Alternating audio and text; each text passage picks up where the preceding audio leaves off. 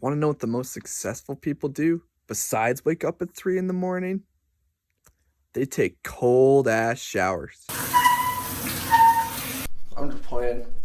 The most successful people in the world do one thing. It doesn't have to be a cold shower. It doesn't have to be going for a 10-mile run as soon as you wake up at 3 in the morning. They commit. A lot of times we like to overcomplicate what success means. But it's as simple as just committing and showing up consistently. But just because it's simple doesn't mean it's easy. Today's episode, I'm going to be talking about 3 different things. The first is the difference between committing and being interested. The second is self-confidence as defined by Ed Mylett. And the third is my recent struggles with commitment. And a lot of people may think that all of these videos, I'm practicing all the things I do well, but oftentimes I'm actually just working on things myself, and I'm using these videos as a way to teach myself about that. And it's useful because you can learn from them as well. So let's all commit, let's dive into it, and let's get into the first part of today's episode. If you're watching this video, I'd be willing to bet that you're wanting to level up in some way. And this could be career-wise, this could be with your spouse, this could be work-life balance, this could be fitness-wise, and whatever it is, there's a difference between being interested and being committed. So this video I'm about to show you does a great job of walking through exactly what that means. And it's an awesome watch, so definitely take notes. It's from Tom Bilyeu's podcast, and the speaker does an excellent job of highlighting the difference between the two. And he asked me one question, and that question transformed my life. And he said, are you interested in achieving these goals, or are you committed?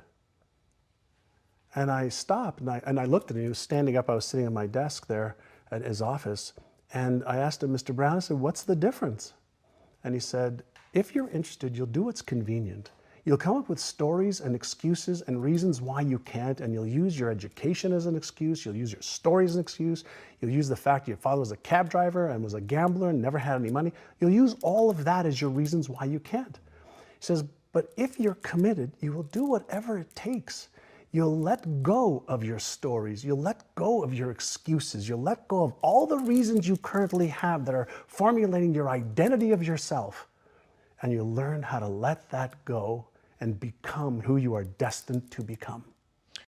In essence, what John Assaraf is saying is that if you are committed, you will do whatever it takes to make it happen. But if you're interested, on the days you aren't feeling it, it's easier to quit. And something that we need to do is make promises to ourselves and then keep those promises. And that's exactly what Ed Mylett talks about in this next video about where self-confidence comes from.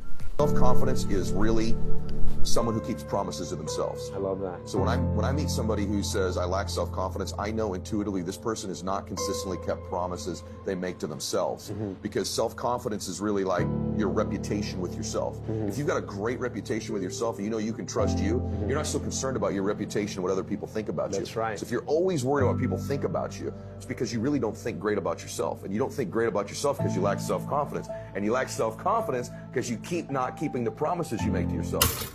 Toaster make anyone else jump? Because I literally stood there for a minute and a half waiting, and then it went off. But anyway, back to it. What Ed's alluding to in that video, if you have a job and your shift starts at 9 a.m., right?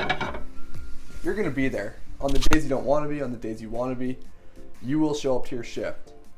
But why is it that on your workout, you said you're going to work out at 7 a.m. before your shift, you're not showing up for yourself? You got to keep your promises, because you keep your promises and you're someone who always shows up, then you're going to be someone who has self-confidence, and you're going to be able to do far more than someone who doesn't commit to their promises or someone who's just interested. Now, I don't want to sound hypocritical because I don't make these videos preaching down to you. I make these videos because I'm also in the same situation where this past week I've really been lacking commitment, and I just really want to make these videos because it helps me learn, but it also helps me provide value to you as well. Being on TikTok, YouTube, and Instagram, I've really wanted to just commit to these episodes and really bring value, and I'm posting 3 times a day on TikTok, and all that is great. But in 2020, I read this book. Actually, you'll have it come here. Hey, come up here. I was on my phone a lot, and I came back from Australia. I didn't have a job, and I was just surfing the internet a lot. And I knew I wanted to change, so I read this book. This book, she talks about how to break up with your phone. Oh, right on cue, there it is. The author, Catherine Price, talks about the two parts of this book, and the first is the wake up. So it's all about what our phone does and the harm that it has, and us not maybe realizing that. It induces stress. It causes our sleep to waver. We feel inferior because we're comparing ourselves to other people. All of these different things our phone does, it takes away from our memory. So the first part is just to kind of give you that, oh my goodness moment, like my phone is doing all this stuff. And the second part is how can we break up with our phone? And this is all about how to, sorry. Hello?